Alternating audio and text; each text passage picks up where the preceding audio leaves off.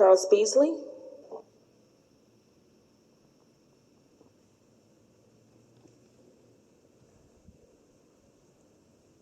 Good morning.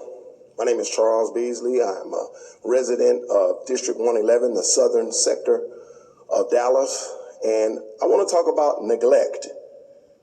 Neglect is something that tends to have a cumulative form, a cumulative effect. A homeowner can go out and look at their front and backyard, and a job that would have taken maybe 10 to 20 minutes, if you put that off and you neglect doing that work, that can turn into a 2 or 3 hour job rather easily. And in the southern sector, the neglect has been there for years, and the citizens of that southern sector are tasked with fighting off some of the last vestiges of Jim Crow. And in many instances, they're tasked with fighting that alone. So when we have our elected officials that go to the mat and secure funding for that southern sector to have improvements, it's unconscionable to think that that would be gummed up in bureaucracy so that it doesn't reach the areas that it is tasked to reach. One glaring example of this is Twin Falls Park. It's located right at Polk and Redbird Lane.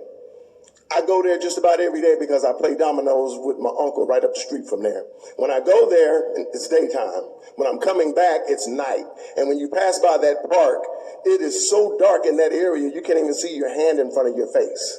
So what is put there for enjoyment and entertainment at nighttime becomes a hazard and a danger because who knows what's going on right there, and it's so dark and dim.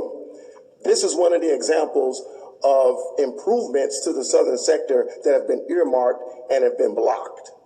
Neglect is something that has a cumulative effect. But the thing about neglect, it always comes back. The very people that will neglect a certain issue, it will come back to bite them too. That same yard that you put off doing the work in, eventually that same yard is going to come back to bite you. The southern sector needs partnership. We need help, and we don't need obstruction.